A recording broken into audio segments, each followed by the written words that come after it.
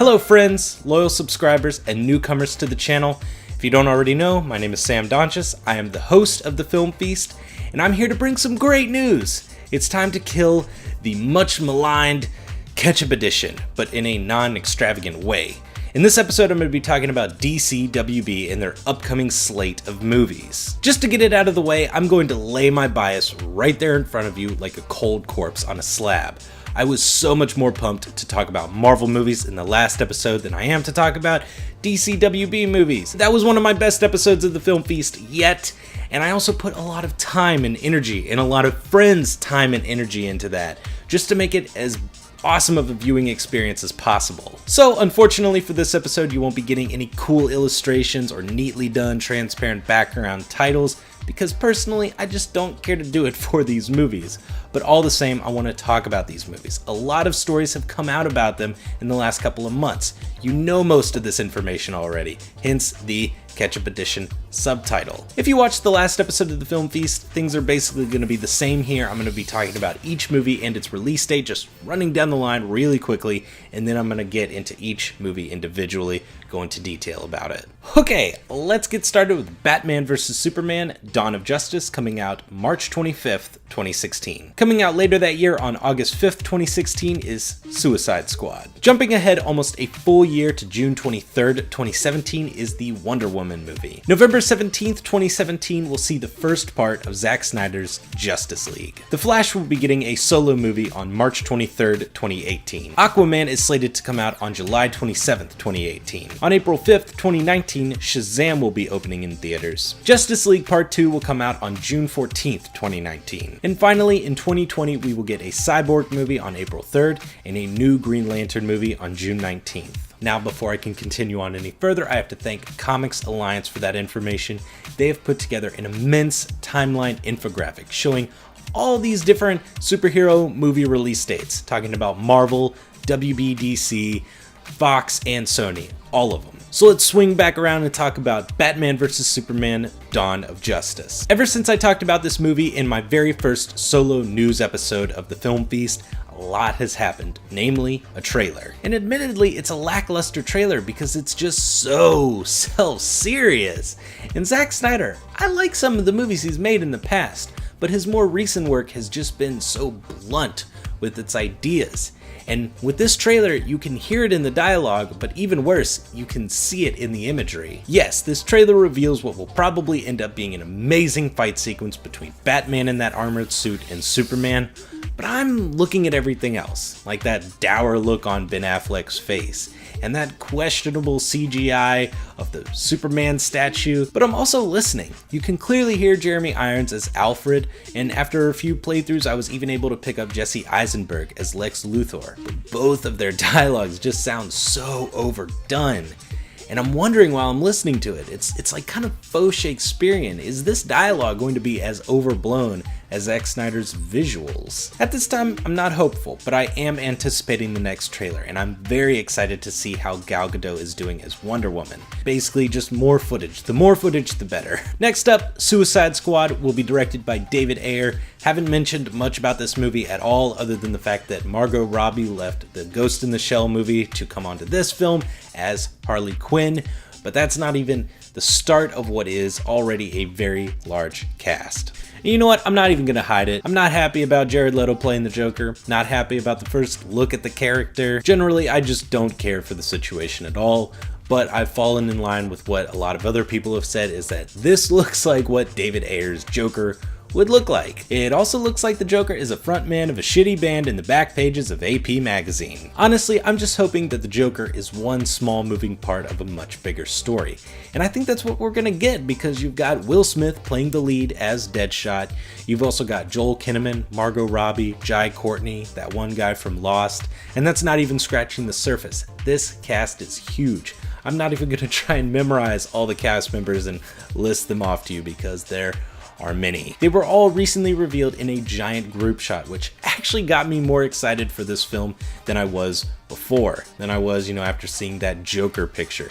This is a movie that I actually kind of want to see. I've seen a lot of people talking shit about the new take on Harley Quinn, but honestly, I like it. I think no matter who is dressed up as the character, it's going to be very hard to escape that kind of cosplay element of it, and I think Margot Robbie is a very talented young actress who's going to break that mold. I've got a lot of other DC movies to talk about, but I'm just going to put this out there right now. Suicide Squad is my most anticipated out of all of them. It's just got the most intriguing elements to me. I think David Ayer is an excellent director, and I loved Fury in End of Watch. Let's move on to the Wonder Woman movie starring Gal Gadot. No idea what this movie is going to be about as far as where it takes place, how it's going to tie into the Justice League in Batman vs. Superman. Are we going to see her with the Amazons? Are we going to see the Invisible Jet? Lots of questions here, but the main thing I'm concerned about is the director. WB made a very smart move by putting Michelle MacLaren of Breaking Bad and Game of Thrones fame in the director's chair. And even though she's not involved with the project anymore, it showed that WB wanted a woman to direct Wonder Woman. That would be the worst mistake that WB has ever made if they put a guy in the director's chair for Wonder Woman. So now that Michelle MacLaren is out, who is directing Wonder Woman? About a month ago, The Hollywood Reporter confirmed that Patty Jenkins, who directed Monster, will direct the Wonder Woman movie. Good job, WB. You kept a woman in the director's chair. You didn't let me down. Now we'll just have to see if Patty Jenkins can roll with WB, whose strict creative limitations had Michelle MacLaren out the door. From here, the information pretty much sticks to just directors and casts, sometimes even just cast members, starting off with the Justice League Part 1. We've got Zack Snyder directing that. It's gonna have all the actors who have been in pretty much every movie up until now in that, plus Aquaman and maybe The Flash, I don't know, we'll see. Speaking of, perks of being a Wallflower star, Ezra Miller will be playing The Flash. Am I bummed that Grant Gustin won't be coming to the big screen to play Barry Allen? Yeah, I'm a little bummed. CW's The Flash is an extremely fun show, and it's got so much charm on screen, so not having that being brought into the DC cinematic universe is a little bit of a letdown. Although, when I really think about it, by the time March 2018 rolls around, CW's The Flash will be finishing off its 4th season. There's going to be so much story information that translating that to the big screen for, brand new theater going audiences is going to be damn near impossible. So, of course, we've got to start fresh with a completely different storyline. And Ezra Miller is an extremely talented young actor, and I am stoked that he got this role. While the Aquaman movie doesn't have a director yet, the character himself will be portrayed by Jason Momoa from Game of Thrones. He was also the newer Conan the Barbarian. The first image that Zack Snyder revealed was basically the polar opposite of what we saw with the Joker. From the get-go, I just thought to myself, yes, this is a character I want to see fully realized in awesome, epic, oceanic action sequences on the big screen. Yes, I just made that horrible pun. I'm so sorry. But still, Jason Momoa is going to kill it as Aquaman. After Aquaman, Shazam is coming out, and this is basically Dwayne Johnson's pet project that he's been nurturing with DC. And it might end up being the wild card of all of these DC movies, kind of like how I think Suicide Squad is going to end up being. I don't know anything about the character of Shazam. Dwayne Johnson is playing a character by the name of Black Adam.